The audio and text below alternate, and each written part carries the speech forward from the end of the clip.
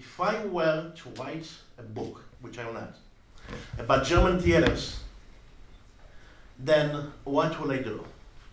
In our day and time, when you have all this Flüchtlingen issue, the refugees issue, we all know that the theaters in general, and also in Germany, are all very much pro-refugees.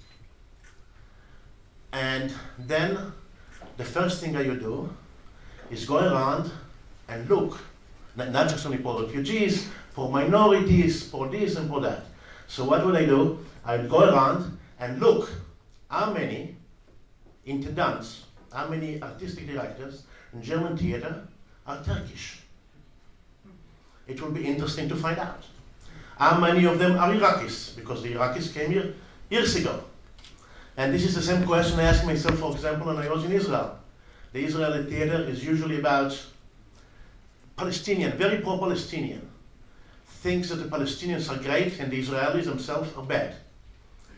And you ask yourself, how many in the Israeli theater, the intendants, the artistic directors, or general directors, are Palestinians?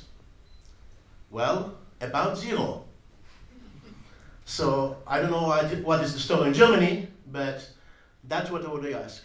And this is the same thing when I go to this book about the refugees. You basically ask questions for yourself and try to find out what is the story. And as an outsider, because I live here part of the time, but I am not German, and you ask yourself, try to understand what is the story, why did Germany bring in more refugees than any other European country? This is a fact. And this is the first question that you ask yourself, you just want to know. And then you assume, before asking anybody, that the Germans are actually very good people. And because they are very good people, they brought in a lot of refugees because they like to help people in need.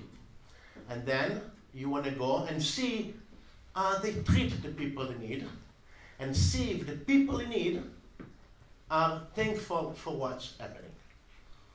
Make sense so far? Yes, no? Does anybody understand English? Thank you. So, one of the things that I did, I went to the trip with my wife, Izzy, right there. She takes the camera, she does all kinds of organizations. And then we had with us video people. Florian, are you here? Yes, okay. And Danny, they came with, so we came, a group, traveling Germany from one refugee camp to another, from one German politician to another, from one German to another. And what have I found? Nothing that I believe in. First of all, when you go to the camps, especially the big camps in Germany, all across Germany, you cannot walk in. Especially, as the refugees told me, if you are media. If you are a journalist, this is the worst names, as the refugees told me. Trying to get permission to go into a camp is a huge job. It takes time, and if they say yes, you are accompanied by all kinds of people who will show you where to go and where not to go. But since Izzy and myself, we both speak Arabic, so we made it very easy. We went to a camp, waited for the Arabs to come out, and we start talking to them, start chatting with them. And since we know not only Arabic, but also the culture, we made a deal. There you will say to the security that I am the uncle from Aleppo. Right? The Syrian uncle. I look Syrian, right? A fat Syrian, but a Syrian. Anyway, so it worked. Almost every camp. Not all the camps, but almost all the camps. And then you go in and you see how the people live. And this is something I did not prepare myself to see. I was not prepared to see. The people lived like animals. There was no follow-up plan. First of all, you bring the people in, million, two, it doesn't matter, and so nobody was thinking how to deal with them. The transportation, trains, is very good. Deutsche Bahn. Here, there, you put them all over, But what do you do with them when they are there already? Well, I'll tell you. There is a big house, like here in Berlin, for example, Tempelhof. You know Tempelhof, right? It doesn't function anymore as an airport for many, many years, but it's a huge Nazi-like structure.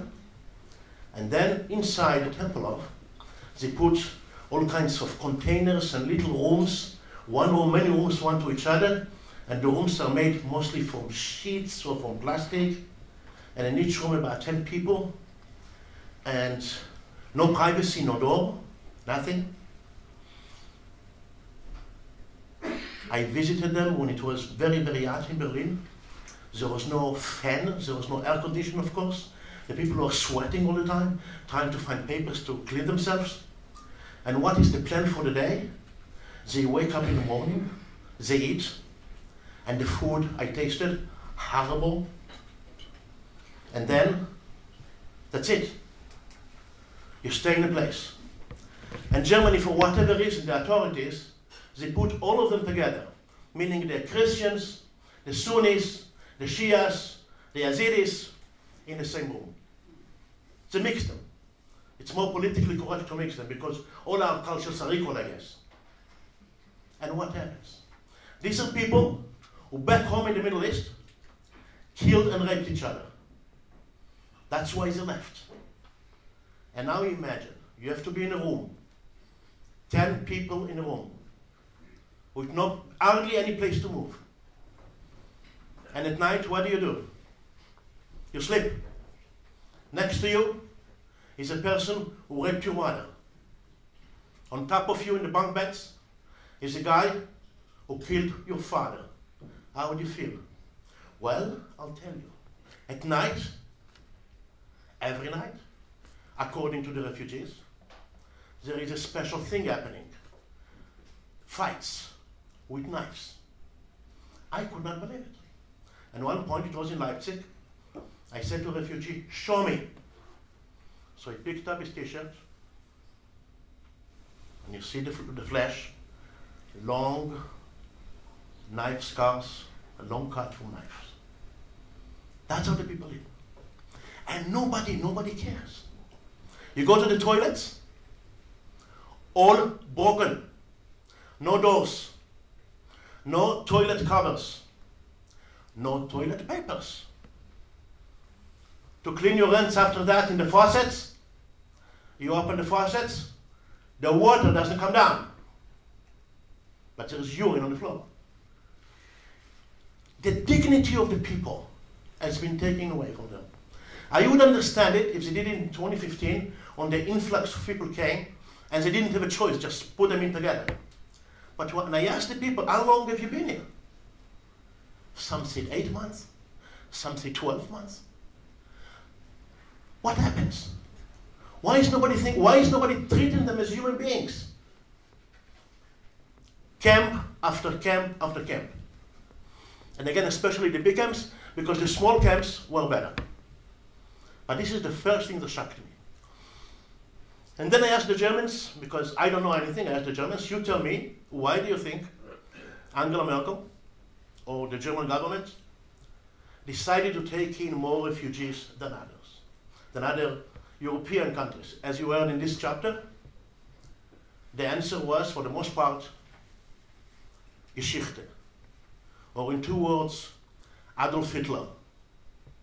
And when I tried to find out what does it mean, more depth of what it means, and the answer was, we want to show the world that we are better people.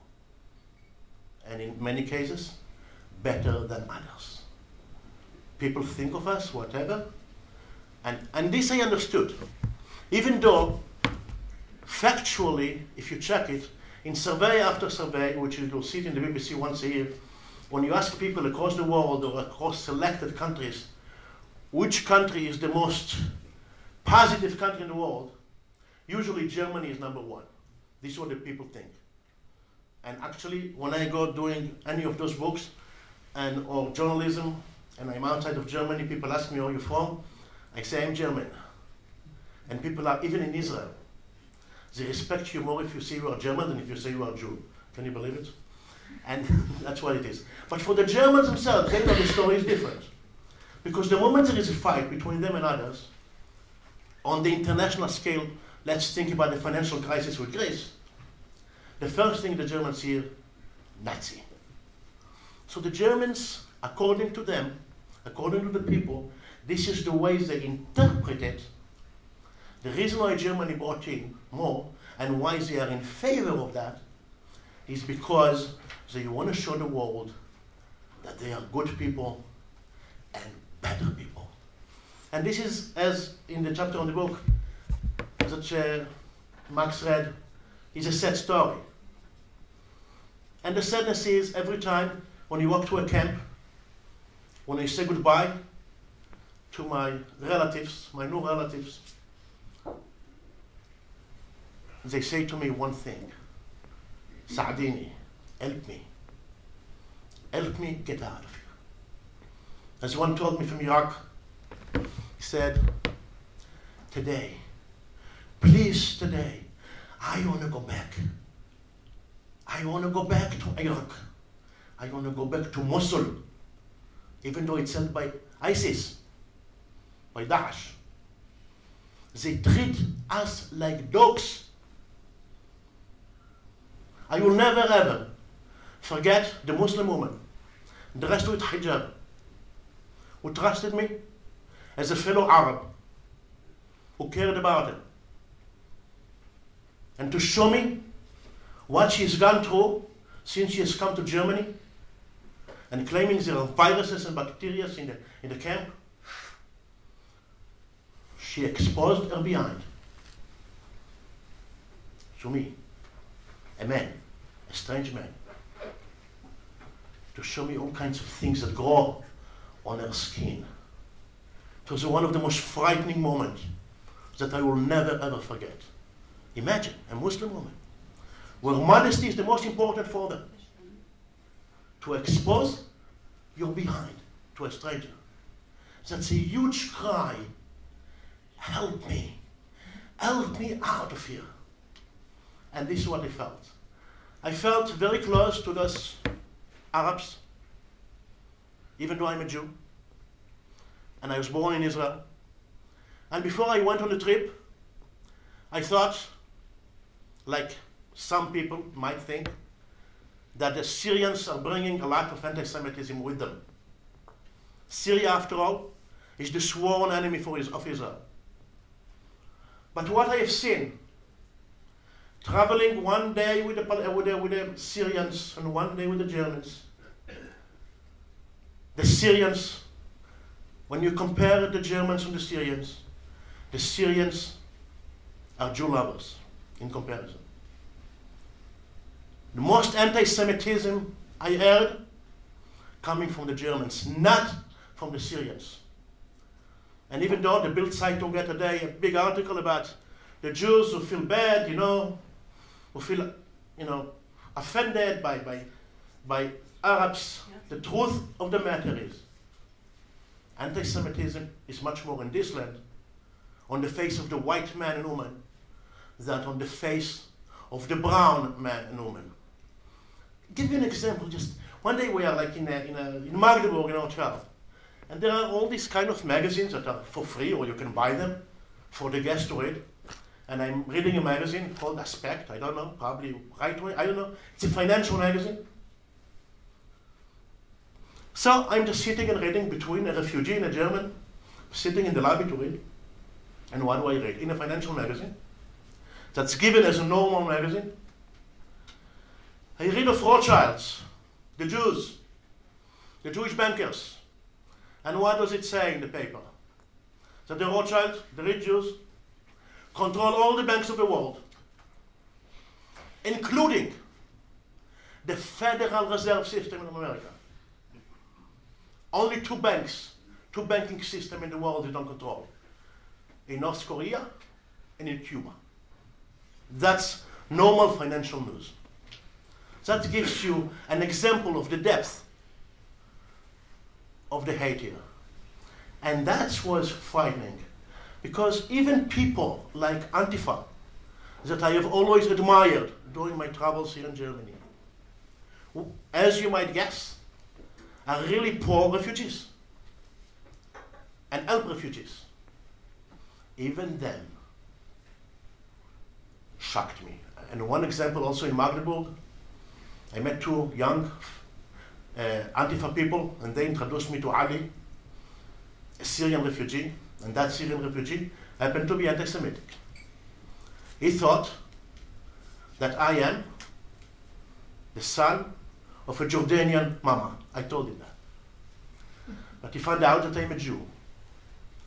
And he didn't want to meet me again, and he didn't want to see me again. And the two Antifa people protected him, went with him, and they said, he's correct. I said, this is anti-Semitism. Why are you with him? Why are you justifying it? Well, he shouldn't meet a Jew. That's what's shocking to me. So that is in a big macro example of what I went through in writing the book Allein,